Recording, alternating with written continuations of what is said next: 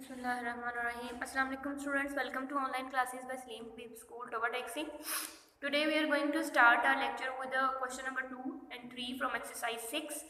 बेटे हमने previous lecture में जो है वो चैप्टर नंबर 6 स्टार्ट किया था, इसका थोड़ा इंट्रोडक्शन और क्वेश्चन नंबर 1 हमने किया था। तो आई होप आपको डायरेक्ट और इनवर्स वेरिएशन की समझ आ गई होगी।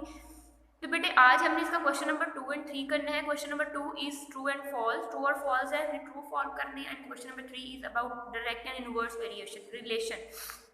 ठीक है, तो बेटे क्वेश्चन नंबर 2 की तरफ आती हैं। State whether the following true और फॉल्स। तो फर्स्ट इसका रीड करते हैं first part. The number of items bought and the price paid have direct variation.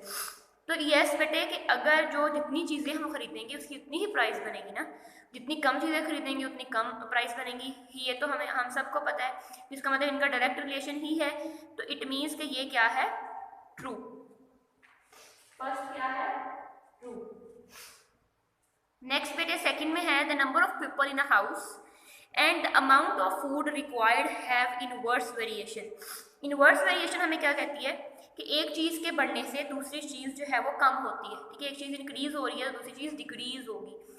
It means कि अगर नंबर ऑफ पीपल जो है वो हाउस में इंक्रीज हो रहे हैं तो फूड हम डिक्रीज कर देंगे, पॉसिबल नहीं है। जितने नंबर ऑफ पीपल होंगे हाउस में उतने ही फूड उस हाउस में आएगी।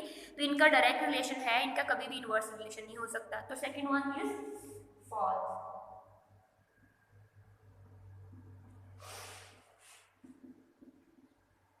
थर्ड में है बेटे cross multiplication is used in the unitary method.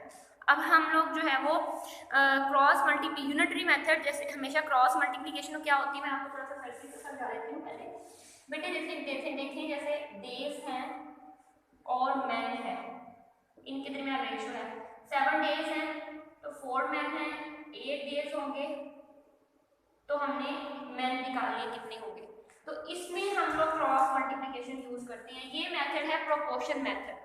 It mean के प्रोपोर्शन मेथड में क्रॉस मल्टीप्लिकेशन यूज होती है, यूनिटरी मेथड में क्रॉस मल्टीप्लिकेशन यूज नहीं होती।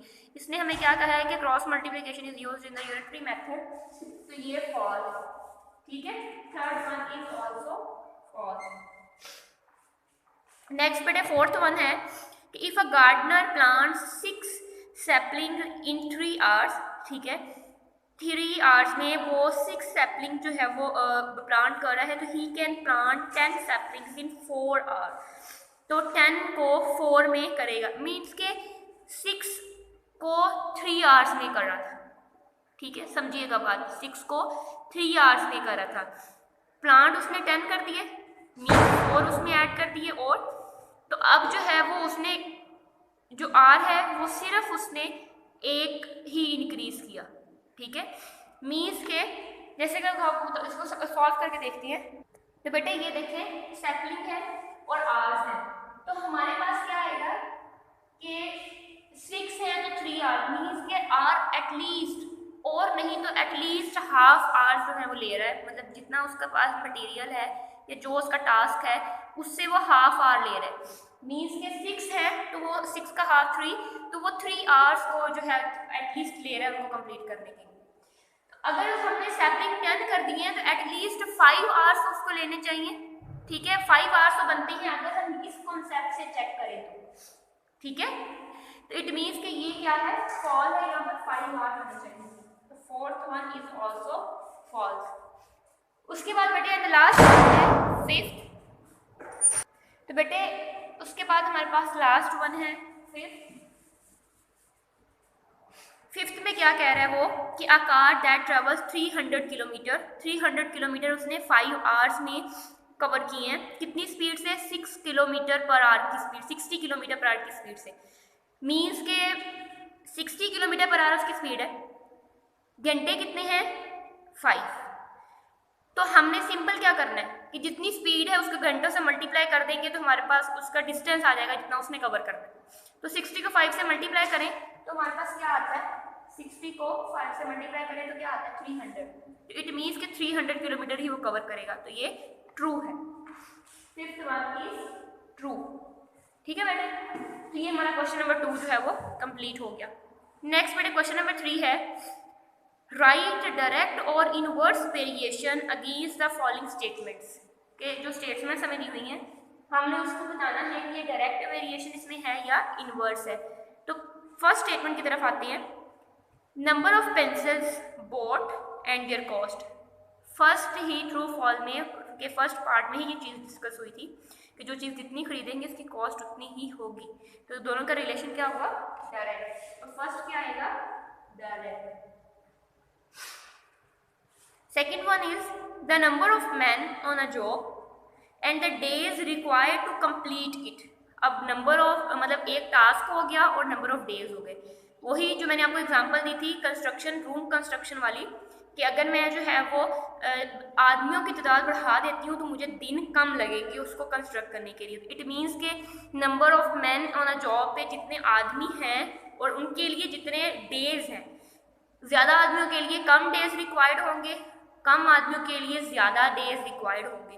तो इट मीन्स इन दोनों के रिलेशन क्या है, इनवर्स। नेक्स्ट बेटे थर्ड वन है the speed of a car and the time taken to cover a given distance. इनका भी डायरेक्ट इनवर्स रिलेशन है कि स्पीड, कार की स्पीड जितनी ज़्यादा होगी वो उतने कम टाइम में उस डेस्टिनेशन तक पहुंच जाएगा, और जितनी स्लो स्पीड से जाएगा उतना ज़्यादा टाइम लगेगा उसको उस डेस्टिनेशन तक जाने के लिए। ठीक है, तो इट मीन्स कि ये इनवर्स रिलेशन है, इसका भी क्या आएगा, inverse. Third one is also inverse. And the last one यानी fourth one is the distance covered and the time taken by car moving at constant speed.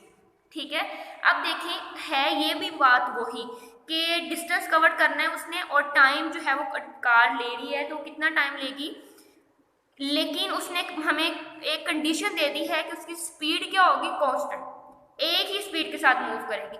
It means कि अगर एक ही स्पीड के साथ उसने मूव करना है तो वो फिर जितनी स्पीड के साथ जाएगी उतना ही टाइम लगेगा। तो अब तो उनका डायरेक्ट रिलेशन हो गया क्योंकि हमने अब स्पीड क्या कर दी है, कांस्टेंट। कांस्टेंट का मतलब होता है कि एक चीज़ सेट कर दी है उसको हम चेंज नहीं कर सकते। ठीक है, तो ये चीज़ होती है कांस्टेंट। तो अब तो कांस्टेंट हो गई है स्पीड, अब जितने जितने स्पीड से वो जाएगा उतना ही जो जितना डिस्टेंस वो कवर करेगा उतना ही टाइम लगेगा। तो अब क्या आ जाएगा, डायरेक्ट रिलेशन, डायरेक्ट। ठीक है बेटे, तो ये थोड़ा सा और मजीद कॉन्सेप्ट था इनवर्स और डायरेक्ट वेरिएशन के बारे में। तो आई होप अब आपको जो है वो क्लियर होगी। तो क्वेश्चन नंबर 2 और 3 हमारा कंप्लीट हुआ। इंशाल्लाह नेक्स्ट लेक्चर में जो है वो क्वेश्चन नंबर 3 से स्टार्ट करेंगे मजीद क्वेश्चंस के साथ। If you have any confusion then you can ask me at any time. इंशाल्लाह फिर नेक्स्ट लेक्चर में मिलेंगे नेक्स्ट क्वेश्चंस के साथ। तब तक के लिए अल्लाह हाफिज़। Thank you so much.